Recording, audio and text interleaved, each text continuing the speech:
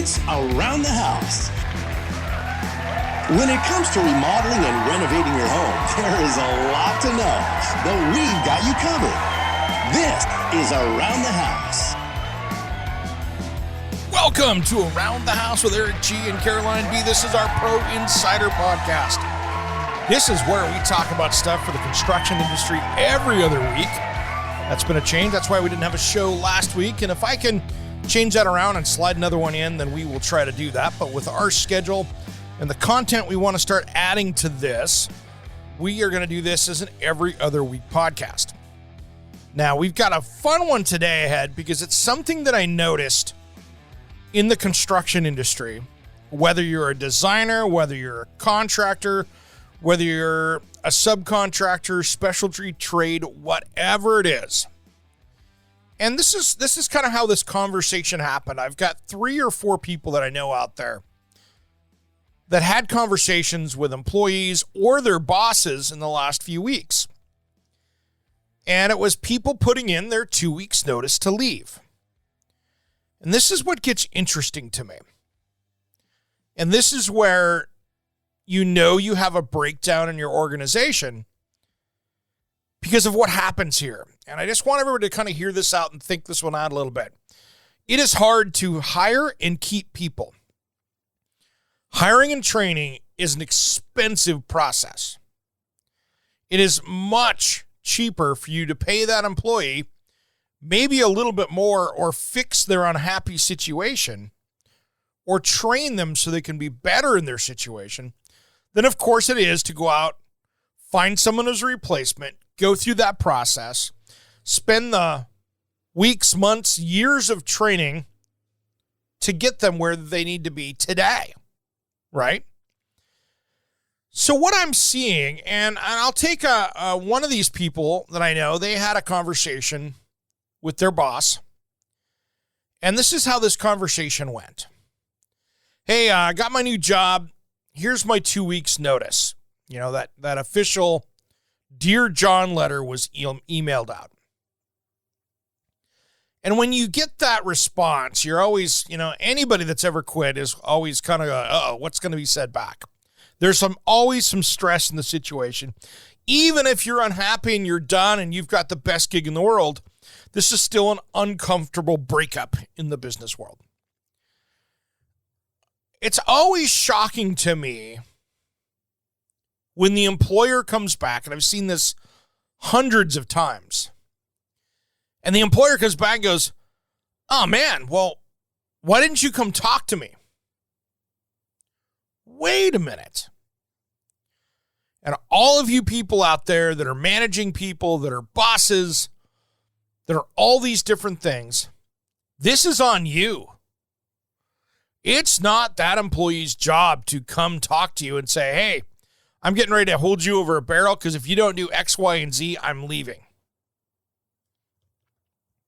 This is where a good process and a good management structure prevents a lot of these things from happening.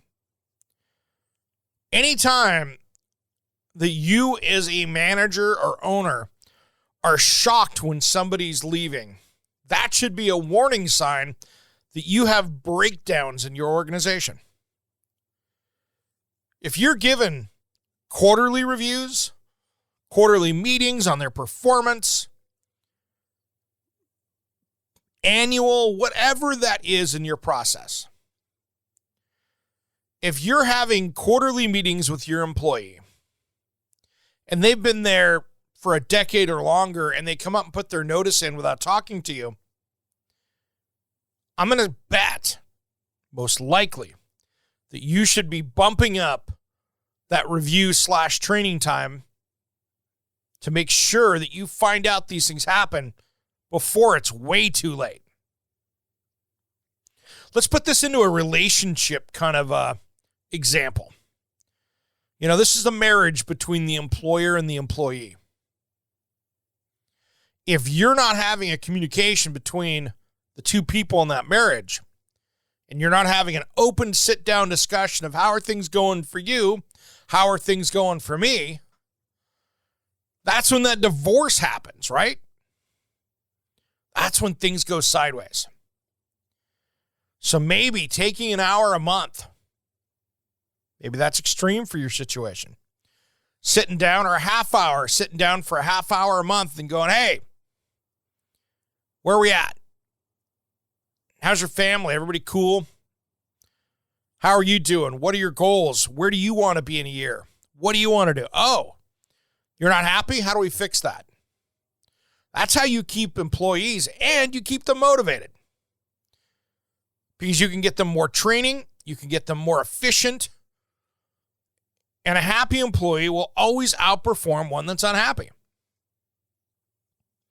I'm sure this last week here when Facebook went down, there were a lot of unhappy employees wondering what they're going to do during their day.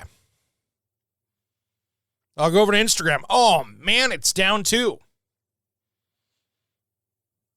So think about that. Unhappy employees cost your business money every single day.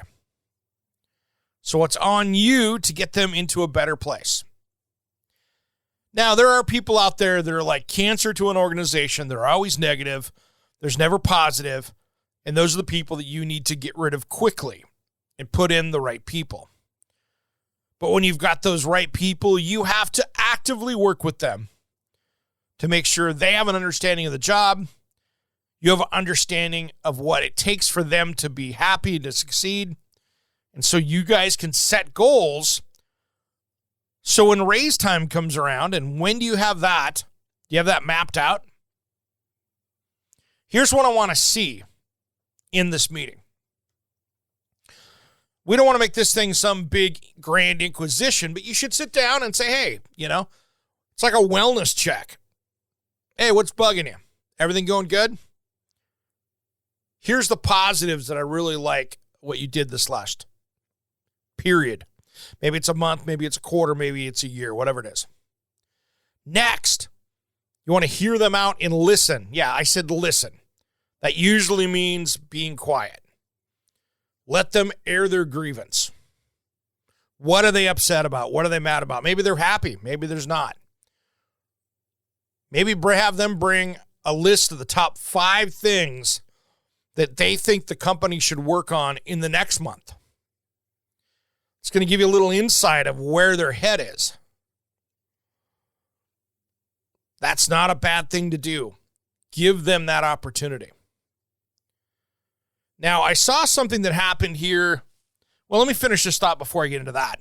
So we really want to go through, and then I'll be honest, I want to set goals for people.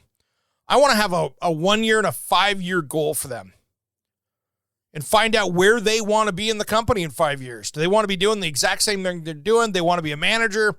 They want to be off doing something different? Are they going to college? What are they doing?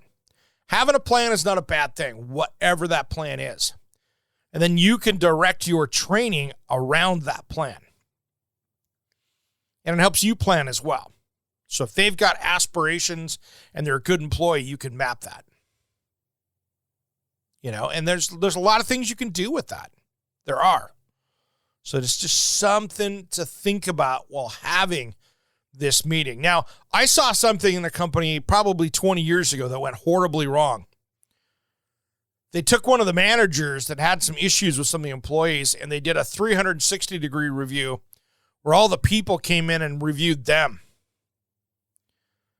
Man, I have not seen so many stones thrown at one person since the Bible. Dang, it was brutal. This dude got brutalized. We don't want to incite violence either, so we need to be careful with what you do and what you ask for out there. All right, everybody, we've got a great show ahead this weekend that I don't want you to miss. We're going to be talking with Z-Line Appliances and so much more this weekend. We've got a great show ahead, so you don't want to miss it this weekend. We've got a fun one. All right, everybody, have a great rest of the week. Thanks for joining us on the Pro Insider today. We'll see you in 2 weeks when we do the next one. Thanks for listening to Around the House.